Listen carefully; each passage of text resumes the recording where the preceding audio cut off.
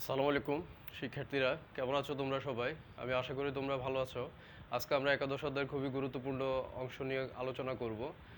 তুমি অবশ্যই তোমার বই খাতা এবং কলম নিয়ে প্রস্তুত হয়ে যাও। চলো আজকে আমরা গুরুত্বপূর্ণ অংশটি দেখে নেই একাদশ অধ্যায়ের। দেখতে পাচ্ছ আমি আগে বোর্ডে অনেক কিছুই লিখে রেখেছি যাতে করে তোমরা তাড়াতাড়ি দেখতে পারো অথবা আমি ক্লাসটা একটু দ্রুত শেষ করতে পারি। খেয়াল করো সবাই একটু মনোযোগ সহকারে। শুরুতে আমরা এলিসাইক্লিক যৌগ বা বদ্ধশিকল যে হাইড্রোকার্বন সমূহ হয়ে থাকে তাদেরকে নিয়ে একটু আলোচনা করব। বদ্ধশিকল বলতে তোমার বোঝানো হয় তোমার বইয়ের মধ্যে যে চাক্রিক যৌগগুলো দেওয়া আছে অর্থাৎ সাইক্লিক যে যৌগগুলো দেওয়া আছে সেই যৌগগুলোকে মূলত তোমার এলিসাইক্লিক যৌগ বা বদ্ধশিকল হাইড্রোকার্বন বলা হয়ে থাকে। চলে আসো তোমার অ্যালিসাইক্লিক যে যৌগগুলো হয় সেগুলো নিয়ে আমরা একটু কথা বলবো। আগে তোমাকে অ্যালিসাইক্লিক যে শব্দটি আছে এর সাথে পরিচিত হতে হবে। সাইক্লিক শব্দ দ্বারা তোমাকে বোঝানো হয় চক্র, অর্থাৎ এখানে যে হাইড্রোকার্বন শ্রেণীর যৌগসমূহ হবে তারা একটা চক্রের মতো করে থাকবে। আমরা যে হাইড্রোকার্বন শ্রেণীর যৌগগুলো দেখি এরা হয়ে থাকে তোমার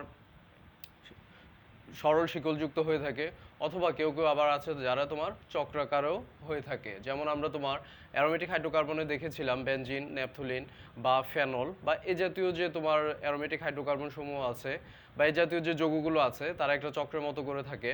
তো এখানে আমরা যে যৌগগুলো দেখব তারাও চক্রের মতো করেই থাকবে।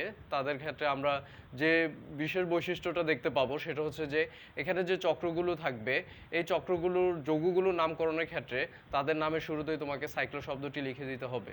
আমরা আগে যৌগগুলো দেখে নেই, তারপরে অবশ্যই আমরা এদের নামকরণটাও আজকে শিখে নিব। খেয়াল করবে সবাই একটু মনোযোগ সহকারে। ধরো তোমাকে আমি যদি এখানে একটা যৌগ লিখে দেই, যেমন ধরো তোমাকে যদি প্রোপেনের একটা যৌগ লিখে দেই,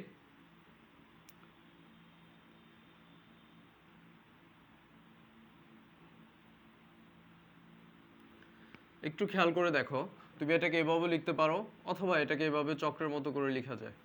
তাহলে এখানে দেখো তোমার 3টা কার্বন আছে এবং এই কার্বনগুলো তোমার একে অপরের সাথে চক্রের মতো করে যুক্ত অবস্থায় আছে, যার কারণে এই ধরনের যৌগগুলোকে তোমার বলা হয়ে থাকে চাক্রিক যৌগ বা তোমার বদ্ধশিকল হাইড্রোকার্বন, অথবা বলা হয়ে থাকে তোমার অ্যালিসাইক্লিক যৌগ বা তোমার সাইক্লো যৌগ বলা হয়ে থাকে। যেমন দেখো তুমি অবশ্যই এটার নামকরণ জানো। তোমার আমরা যে এর আগে হাইড্রোকার্বন শ্রেণীর যে যৌগগুলোর নামকরণ করেছিলাম, অ্যালকেন শ্রেণীর যে যৌগগুলো ছিল তাদের নামকরণের ক্ষেত্রে আমরা যেটা দেখেছিলাম সেটা হচ্ছে যে তোমার কার্বন সংখ্যা আগে গণনা করতে হবে। তো এখানেও তুমি যদি কার্বন সংখ্যা গণনা করে দেখো তাহলে তুমি দেখতে পাবে এখানে 3 কার্বন বিশিষ্ট একটা যৌগ লেখা আছে। তাহলে এই 3 কার্বন বিশিষ্ট যৌগ হয়ে থাকে তোমার প্রোপেন। তাহলে এখানে যেহেতু সে চক্র মতো করে আছে বা চক্রাকারে আছে সেজন্য তার নামের আগে তোমাকে অবশ্যই সাইক্লো শব্দটি লিখে দিতে হবে। তাহলে এই যৌগটার নাম হবে সাইক্লো প্রোপেন। এরপর ধরো যদি আমরা আরো একটা যৌগ লিখি, যেমন ধরো তোমার একটু খেয়াল করো, ধরো এইভাবে যদি আরো একটা যৌগ লিখি আমরা,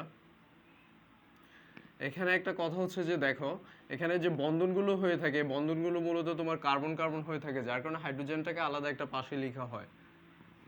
এটার নাম দেখো এখানে তোমার 4টা কার্বন আছে, তাহলে 4টা কার্বনকে তুমি যদি গণনা করো তাহলে এটা বিউটেন হয়। তাহলে এই যৌগটার নাম হবে তোমার সাইক্লো বিউটেন। সাইক্লোবিউটেন। এই যে আরো অসংখ্য যৌগ আছে, সাইক্লো প্রোপেন হতে পারে, সাইক্লোপ্রোপেন, সাইক্লোবিউটেন, ফেন্টেন, হেক্সেন, হেপটেন, এরকম অনেক তোমার যৌগ হতে পারে। তো এই যৌগগুলোর তোমার বিশেষ একটা বৈশিষ্ট্য বা তাদের নামকরণের ক্ষেত্রে অবশ্যই তোমাকে নামের শুরুতেই সাইক্লো শব্দটি অবশ্যই তোমাকে মনে করে যুক্ত করে দিতে হবে।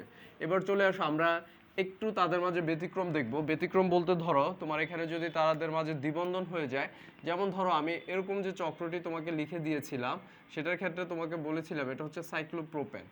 এখন ধরো যদি তোমার এই কার্বন সমূহের মধ্যে দুইটি কার্বনের মধ্যে যদি এভাবে একটা দ্বিবন্ধন চলে আসে, তাহলে এই দ্বিবন্ধনটা হচ্ছে এখন এই যৌগটার একটা কার্যকরী মূলক। আমরা একটু পরে কার্যকরী মূলক নিয়ে কথা বলবো। তো এখন তুমি এটার নামটা একটু খেয়াল করো, তাহলে এখন কি হয়ে যাবে, কার্যকরী মূলকের ক্ষেত্রে বা কার্যকরী মূলক বিশিষ্ট যৌগগুলোর ক্ষেত্রে নামকরণ করতে গেলে তোমাকে অবশ্যই এই কার্যকরী মূলককে প্রাধান্য দিতে হবে। তার মানে হচ্ছে যে দিক থেকে গণনা করলে অর্থাৎ যে দিক থেকে কার্বন সংখ্যা তুমি গণনা করবে যাতে করে তোমার এই কার্যকরী মূলকটা কাছে হয় সেদিক থেকে অবশ্যই তোমাকে গণনা করতে হবে। ধরো তুমি এখন এটাকে 1 নং কার্বন ধরতে পারো বা এটাকে 1 নং কার্বন ধরতে পারো, এটা 2 নং কার্বন, এটা অবশ্যই 3 নং কার্বন হতে পারে। তাহলে এটাকে যদি তুমি 1 নং কার্বন ধরো তো এটার নাম হবে যৌগটার, যেহেতু এটা তোমার দ্বিবন্ধনে আবদ্ধ, দ্বিবন্ধন হলে এটা অ্যালকিন শ্রেণীর যৌগ হয়ে যায়, তাহলে এটার নাম হবে সাইক্লোপ্রোপিন। যেহেতু এখানে তোমার দ্বিবন্ধনটা 1 নং কার্বনের সাথে যুক্ত আছে, তাহলে তুমি এখানে লিখতে পারো সাইক্লোপ্রোপিন 1 বা 1 সাইক্লোপ্রোপিন। অর্থাৎ তোমার এখানে যে দ্বিবন্ধনটা আছে, দ্বিবন্ধনটা কত নং কার্বনের সাথে আছে তার অবস্থানটা সহ তোমাকে দেখাতে হবে। এখন যদি ধরো তোমাকে আমি বিউটেনটা দেখাই, ধরো তোমার এটা হচ্ছে বিউটেন। তো এখন যদি এখানে ধরো এই পাশে দ্বিবন্ধনটা থাকে, বা যে কোনো পাশে দ্বিবন্ধন থাকুক না কেন, সেদিকে তোমাকে কার্বন সংখ্যা 1 ধরে নিতে হবে। ধরো তুমি এটাকে কার্বন 1 ধরতে পারো বা এটাকে কার্বন 1 ধরতে পারো, তাহলে এটার নাম হয়ে যাবে তোমার সাইক্লোবিউটেন 1 বা 1 সাইক্লোবিউটেন। ঠিক একই রকম ভাবে যদি ধরো তোমার এখানে ফ্যান্টেন হয়, সাইক্লোফ্যান্টেন যৌগটা হয়, তাহলে তুমি তার নামকরণটা কিভাবে করবে দেখো, এটা হচ্ছে তোমার সাইক্লোফ্যান্টেন। আচ্ছা, এরপরে যদি আমরা তোমার হেক্সেন আঁকার চেষ্টা করি, তাহলে এটা হচ্ছে তোমার হেক্সেন। তাহলে এটা হচ্ছে সাইক্লোফ্যান্টেন, এটা হচ্ছে সাইক্লোহেক্সেন। এখন যদি ধরো তোমার এখানে এটার ক্ষেত্রে যদি এদিক দিয়ে তোমার যদি দ্বিবন্ধনটা থাকে, তাহলে এটাকে 1 নং ধরবে বা এটাকে 1 নং ধরবে।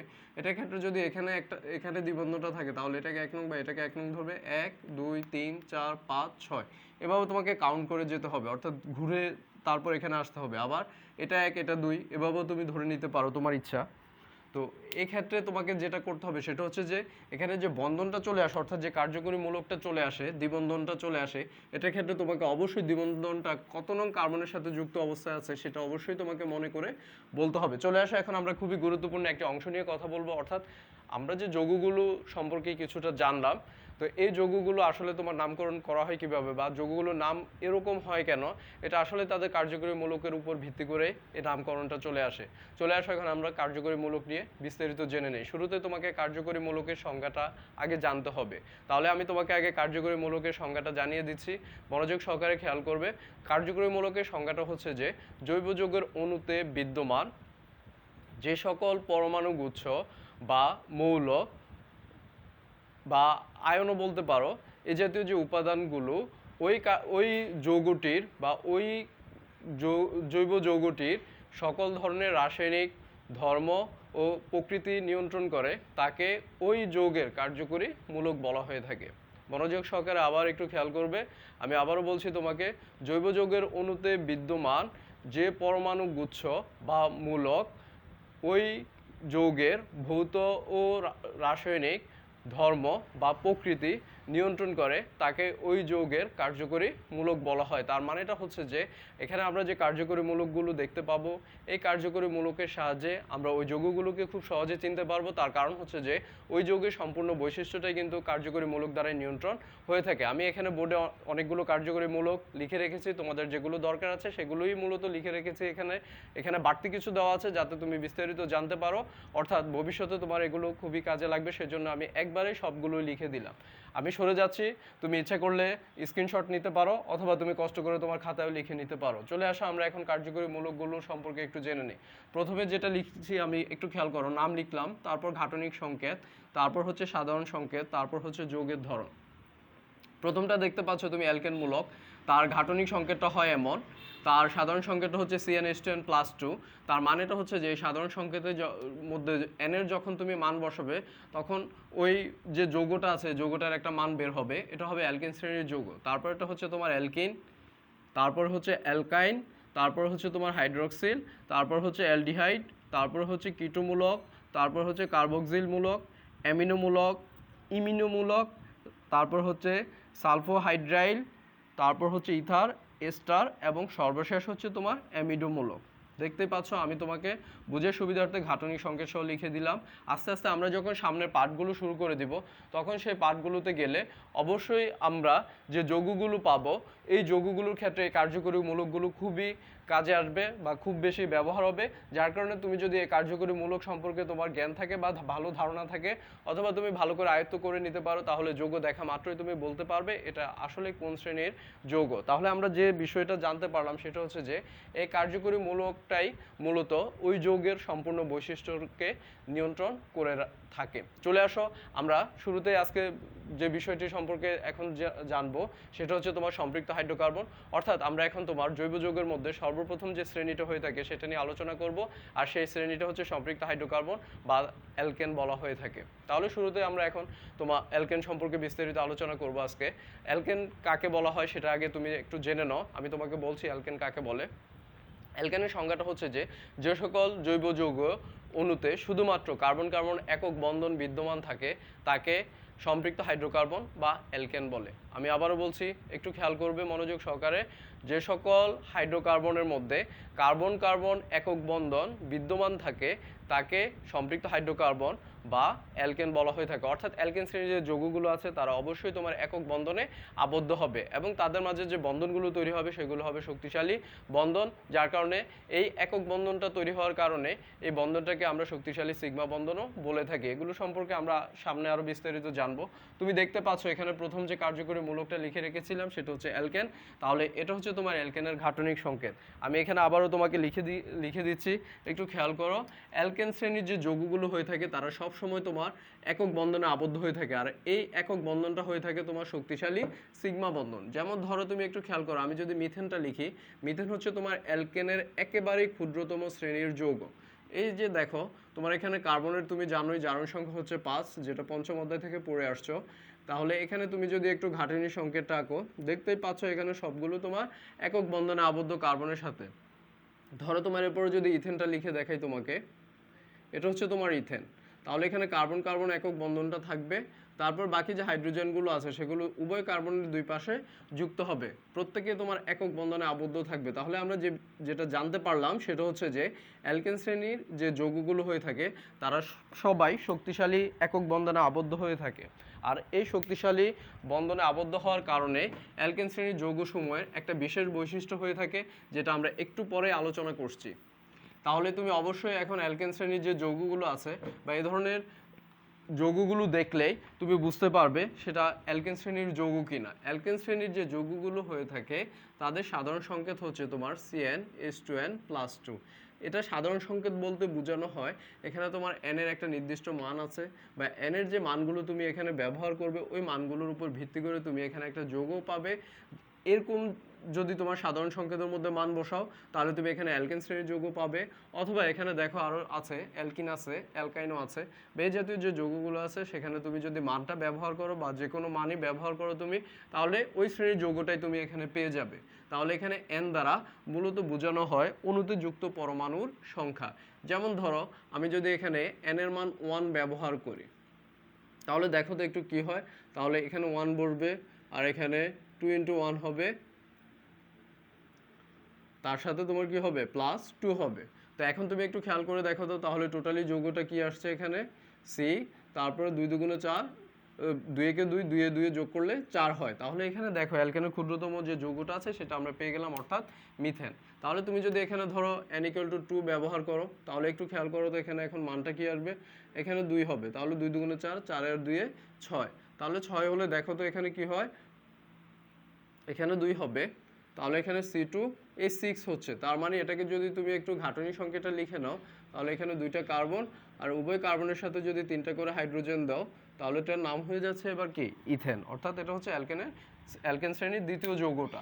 তাহলে এভাবে আমরা সাধারণ সংকেতের মধ্যে যদি মানগুলো ব্যবহার করি তাহলে এখানে আমরা ওই শ্রেণীর যৌগটাকে পেয়ে যাব। আর সবসময় মনে রাখবে n এর মানটা 1, 2, 3 থেকে শুরু করে উপরের দিকে যত ইচ্ছা তুমি ব্যবহার করতে পারবে, অর্থাৎ এটা 1 থেকে শুরু হবে, এটা তোমাকে অবশ্যই মনে রাখতে হবে। আর মানগুলো হবে সবসময় পূর্ণ সংখ্যায়। তাহলে এই ছিল তোমার অ্যালকেন নিয়ে কথাবার্তা। এছাড়া আরও একটা অ্যালকেনের বৈশিষ্ট্য আছে, সেটা হচ্ছে যে অ্যালকেনের শ্রেণীর যৌগগুলোকে তুমি কোথাও কোথাও সাধারণভাবে দেখবে যে এটাকে এভাবেও প্রকাশ করা হয়ে থাকে। আমরা এটা সম্পর্কে একটু পরেই জানবো আরটা কি। এভাবেও মাঝে মাঝে কিন্তু অ্যালকেন শ্রেণীর যৌগসমূহকে তোমার প্রকাশ করা হবে বা প্রকাশ করা হয়ে থাকবে। তো তুমি দেখলেই যাতে বুঝতে পারো এটা অ্যালকেনকেই নির্দেশ করে। চলে আসো এবার আমরা অ্যালকেনের একটা বিশেষ বৈশিষ্ট্য নিয়ে আলোচনা করব। আর অ্যালকেনের সেই বিশেষ বৈশিষ্ট্যটা হচ্ছে ফেরাফিন। অর্থাৎ অ্যালকেন শ্রেণীর যে যৌগগুলো হয় তাদের আরও একটা বিশেষ নাম আছে, সেটা হচ্ছে তোমার ফেরাফিন। ফেরাফিন মানেটা কি বা ফেরামিন শব্দটা কি এটার সাথে আগে তুমি পরিচিত হয়ে নাও। ফেরাফিন শব্দটা হচ্ছে একটি গ্রিক শব্দ। এটি গ্রিক দুটি শব্দের সমন্বয়ে গঠিত হয়ে থাকে। যেমন তোমাকে আমি যদি এখন ভেঙে দেখাই, ধরো তোমার এখানে ফেরাম একটা শব্দ আসে যার অর্থ হচ্ছে তোমার ক্ষুদ্র, বা তুমি কমও ব্যবহার করতে পারো, কমও লিখতে পারো। আর অ্যাফিনিস, এটা হচ্ছে অ্যাপিনিস। অ্যাপিনিস অর্থ হচ্ছে তোমার আসক্তি। একটু খেয়াল করো, এটা হচ্ছে আসক্তি। আচ্ছা, তাহলে এখন তুমি দেখো তো অর্থটা কি দাঁড়ায়। অর্থাৎ তোমার এখানে ফেরাম শব্দের অর্থ দাঁড়ায় ক্ষুদ্র, অথবা তুমি এটাকে কমও বলতে পারো। আর অ্যাফিনেস শব্দের অর্থ হচ্ছে তোমার আসক্তি। তাহলে এখানে আমরা যদি তোমার ফেরাফিন শব্দের সম্পূর্ণ অর্থটা একসাথে বলতে চাই, তাহলে এটা সম্পূর্ণ অর্থটা দাঁড়ায় কম আসক্তি অথবা কম সক্রিয় যৌগ। এখন আমরা জেনে নিব অ্যালকেন শ্রেণীর যৌগগুলোকে তোমার কম আসক্তি যৌগ বা কম সক্রিয় যৌগ বলা হয়ে থাকে কেন। এখানে এই যে প্রশ্নটা আছে এটা তোমার 2 নম্বরের জন্য আসতে পারে। প্রশ্নটা যেভাবে করা হয়ে থাকে, অ্যালকেন শ্রেণীর যৌগসমূহকে ফেরাফিন বলা হয় কেন ব্যাখ্যা করো, এটা 2 নম্বরের একটা প্রশ্ন হয়। আচ্ছা, এখন তুমি ব্যাখ্যাটা কিভাবে করবে দেখো। তুমি এখান থেকে শুরু করবে। ফেরাফিন দুটি গ্রিক শব্দের সমন্বয়ে গঠিত। এর একটা হচ্ছে ফেরাম আর একটা হচ্ছে অ্যাফিনিস। ফেরাম শব্দের অর্থ হচ্ছে ক্ষুদ্র আর অ্যাফিনিস শব্দের অর্থ হচ্ছে আসক্তি। তাহলে ফেরাফিন শব্দের সম্পূর্ণ অর্থটা দাঁড়ায় কম আসক্তি বা কম সক্রিয় যৌগ। চলে আসো আমরা মিথেন, ইথেন বা প্রোপেন বা অ্যালকেনের যে কোনো শ্রেণীর যৌগের সাহায্যে তুমি এটা ব্যাখ্যা করতে পারবে। যদি তুমি মিথেনের সাহায্যে ব্যাখ্যা করতে চাও, শুরুতে মিথেনটাকে লিখবে। লেখার পর এখন তুমি তার গাঠনিক সংকেতটাকে আঁকবে।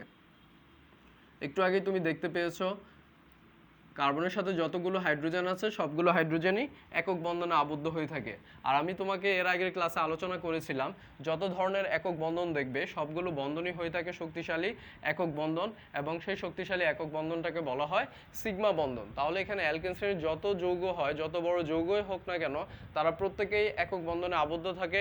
আর এই একক বন্ধনটা হচ্ছে শক্তিশালী সিগমা বন্ধন, যার কারণে অ্যালকেন শ্রেণীর যে যৌগগুলো হয় তারা খুব কমই রাসায়নিক বিক্রিয়ায় অংশগ্রহণ করে। তার মানে হচ্ছে যে তারা তীব্র অ্যাসিড বা শক্তিশালী অ্যাসিড বা শক্তিশালী ক্ষারক বা শক্তিশালী জারক বা শক্তিশালী বিজারক দ্বারা খুব কমই বিজারিত হয়ে থাকে, বা তারা খুব কমই রাসায়নিক বিক্রিয়ায় অংশগ্রহণ করে থাকে। আর তাদের এই রাসায়নিক বিক্রিয়া অনাসক্তির কারণে তাদেরকে বলা হয়ে থাকে ফেরাফিন। তার মানে হচ্ছে যে কম আসক্তির যৌগ। চলে আসে এবার আমরা আরো একটা গুরুত্বপূর্ণ বিষয় নিয়ে আলোচনা করব, সেটা হচ্ছে তোমার অ্যালকাইল মূলক। চলে আসো অ্যালকাইল মূলক কাদেরকে বলা হয়। অ্যালকাইল মূলকটা হচ্ছে যে অ্যালকেন শ্রেণীর যে যৌগগুলো হয়ে থাকে, অ্যালকেন শ্রেণীর যৌগগুলো থেকে যদি একটা হাইড্রোজেনকে তোমার প্রতিস্থাপিত করে দেওয়া যায়, তাহলে যে একযোজী মূলকটি তৈরি হয়ে থাকে তাকে অ্যালকাইল মূলক বলা হয়ে থাকে। অ্যালকাইল শ্রেণীর যে যৌগগুলো হয় তাদের প্রত্যেককেই আর দ্বারা প্রকাশ করা হয়ে থাকে। দেখো একটু আগেই কিন্তু আমি এটা ব্যবহার করেছিলাম অ্যালকেনের ক্ষেত্রে, অর্থাৎ অ্যালকেনকে সাধারণভাবে এভাবেও প্রকাশ করা হয়ে থাকে। আচ্ছা, এখন তুমি একটু খেয়াল করো অ্যালকেনের সাধারণ সংকেতটা আমরা কি ব্যবহার করেছিলাম। অ্যালকেনের সাধারণ সংকেতটা ছিল CnH2n+2। CnH2n+2 প্লাসটা কিন্তু তোমার এই বরাবর হবে, আবার হাইড্রোজেনের সাথে না, নিচে হবে। আচ্ছা, একটু খেয়াল করো তো এখানে যে আরটা তুমি দেখতে পাচ্ছ, এটা দ্বারা অ্যালকাইল শ্রেণীর যে যৌগগুলো হয় তাদেরকে প্রকাশ করা হয়ে থাকে। অ্যালকাইল শ্রেণীর যৌগ মানে হচ্ছে মিথেন বা অ্যালকেন শ্রেণীর যে যৌগগুলো আছে তাদের অপেক্ষা তার মাঝে একটা হাইড্রোজেন কম হবে। যেমন ধরো আমরা যদি অ্যালকেন শ্রেণীর যৌগটাকে লিখি, যেমন তোমাকে এখানে মিথেন লিখে দিলাম আমি, তাহলে মিথেন থেকে যদি তুমি একটা হাইড্রোজেনকে সরিয়ে দাও, তাহলে এখন তোমার কি হবে দেখো তো একটু খেয়াল করে, এখানে তখন হাইড্রোজেন হয়ে যাবে তোমার 3টা। তাহলে কার্বনের জারণ সংখ্যা হচ্ছে 4, অর্থাৎ সে তোমার 4টা বন্ধন তৈরি করতে পারে। তাহলে এখানে কার্বনের একটা বন্ধন কমে গেল, যার কারণে এদিকে বন্ধনটা চলে আসবে। তার মানেটা হচ্ছে যে তার আরো একটা ইলেকট্রন মুক্ত অবস্থায় আছে, সেটা সে বন্ধনে অংশগ্রহণ করাতে পারবে। তো এখন তুমি একটু খেয়াল করো, তাহলে এখানে এখন এই যৌগটার নাম হয়ে গেল কি, মিথাইল হয়ে গেল। এখানে অ্যালকেনের যখন ছিল তখন সেটার নাম ছিল মিথেন, কিন্তু অ্যালকাইল শ্রেণীর যখন যৌগ হয়ে গেল তখন সেটা হয়ে গেল মিথাইল। তার মানে হচ্ছে যে আমরা যে অ্যালকেন শ্রেণীর যৌগগুলো লিখি, ওই অ্যালকেন শ্রেণীর যৌগগুলোর থেকে যদি একটা হাইড্রোজেনকে প্রতিস্থাপিত করা হয় এবং সেই যৌগটি অ্যালকাইল শ্রেণীর যৌগ হয়ে যায়, যার কারণে অ্যালকেন উচ্চারণ করতে গেলে যে এন আসে সেই এনটি তখন অ্যালকাইল শ্রেণীর যৌগগুলোর ক্ষেত্রে আইল হয়ে যাবে, অর্থাৎ এনটা চলে যাবে। যেমন মিথেনের এনটা চলে গেল, এখন অ্যালকাইল হয়ে যাওয়ার কারণে সেটা হয়ে গেল মিথাইল, অর্থাৎ নামের শেষে আইলটা যুক্ত হয়ে গেল। তাহলে এই ছিল তোমার অ্যালকাইল মূলক নিয়ে কথাবার্তা। তো আরও একটা বিষয় নিয়ে তোমাকে আজকে আমি জানিয়ে দেব, সেটা হচ্ছে যে অ্যালকেন শ্রেণীর যে যৌগগুলো হয় তোমাদের বইতে 10 পর্যন্ত নাম দেওয়া আছে, আমি 10-এর পরে যে নামগুলো হয় সেগুলো একটু তোমাকে লিখে দিব। এখানে আমি নামগুলো লিখে দিচ্ছি, তোমরা সংকেতটা লিখে নিও, তাহলে তারা সহজ হবে, বা তোমরা সংকেতটা এখন লিখতে পারবে, কারণ প্রত্যেকটা অ্যালকেন শ্রেণীর যৌগের মধ্যে একটা করে মিথাইল মূলক প্রতি ধাপে বৃদ্ধি পাবে। যেমন দেখো একটু খেয়াল করে, তোমার এখানে যদি কার্বন সংখ্যা 11 হয়, আচ্ছা, এখানে আমি লিখে দিচ্ছি তোমাকে, এটা হচ্ছে কার্বন সংখ্যা, তারপর হচ্ছে তোমার যৌগের নাম লিখে দিচ্ছি, যৌগের নাম। আর তোমরা অল্প একটু কষ্ট করে এখানে যৌগটার সংকেত লিখে নিলেই পারবে। যদি কার্বন সংখ্যা 11 হয় তাহলে সেটার নাম হচ্ছে তোমার আনঢেকেন, আনঢেকেন। আর যদি কার্বন সংখ্যা তোমার 12 হয় তাহলে হচ্ছে ডোডেকেন। তারপরে যদি 13 হয় ট্রাইডেকেন। তারপরে যদি তোমার 14 হয় তাহলে হচ্ছে টেট্রাডেকেন। আর যদি তোমার 15 হয় ফেন্টাডেকেন। এগুলো এখন সহজ হয়ে গেছে কারণ তোমরা আগেরগুলো তো পারোই। ঢেকেনটা শুধু যুক্ত হচ্ছে, পেন্টাডেকেন। আর যদি 16 হয় তাহলে হেক্সাডেকেন, হেক্সাডেকেন। আর যদি তোমার 17 হয় তাহলে হেপ্টাডেকেন হবে, হেপ্টাডেকেন। আর যদি 18 হয় তাহলে অক্টাডেকেন হবে, অক্টাডেকেন। আর যদি তোমার কি হয় 19 হয়, উপরে লিখে দিচ্ছি 19 হয় তাহলে তোমার এখানে ননাডেকেন হবে, ননাডেকেন। আর যদি ধরো তোমার এখানে 20 হয় তাহলে সেটার নাম হয়ে যাবে তোমার আইকোসেন। তাহলে এই ছিল মূলত অ্যালকেন শ্রেণীর যে যৌগগুলো হয়ে থাকে এগুলোর নাম। বুঝতে পারছো সবাই? তাহলে আজকে মূলত এটাই ছিল আলোচনা। আগামী ক্লাসে আমরা অ্যালকেন শ্রেণীর যে যৌগসমূহ আছে বা অ্যালকেনের যে প্রস্তুতিটা আছে সেই প্রস্তুতিটা দেখব। অবশ্যই প্রস্তুতিটা তোমাকে বিস্তারিতভাবে জানানো হবে, তার কারণ হচ্ছে যে তোমরা তোমাদের বইতে যে প্রস্তুতিগুলো দেওয়া আছে এখানে খুবই কম দেওয়া আছে, সেজন্য আমি একটু বিস্তারিত প্রস্তুতিটা দেখানোর চেষ্টা করব। তার কারণ হচ্ছে যে তোমার এই বিক্রিয়াগুলো খুবই কম মনে থাকবে, তবে বিক্রিয়াগুলো খুবই সোজা। আমরা যে প্রস্তুতিগুলো দেখব এই প্রস্তুতিগুলো একটার সাথে আরেকটাকে সম্পর্কযুক্ত করে আমি দেখাবো, যাতে করে তোমাদের খুব সহজে মনে থাকে। আর এই বিক্রিয়া মনে রাখার খুবই সহজ উপায় হচ্ছে যে তুমি যত বেশি লিখবে ঠিক তত বেশি তোমার মনে থাকবে, কারণ এগুলো তোমার গণিতের সম্পাদ্য বা আমরা যে তোমরা যে জ্যামিতিগুলো পড়ো বা এগুলোর মতোই দেখতে, যার কারণে তুমি যত বেশি লিখবে ততই তোমার বেশি মনে থাকবে। ঠিক আছে, তাহলে আজকে এ পর্যন্তই। সবাইকে অসংখ্য ধন্যবাদ, ভালো থাকবে সবাই।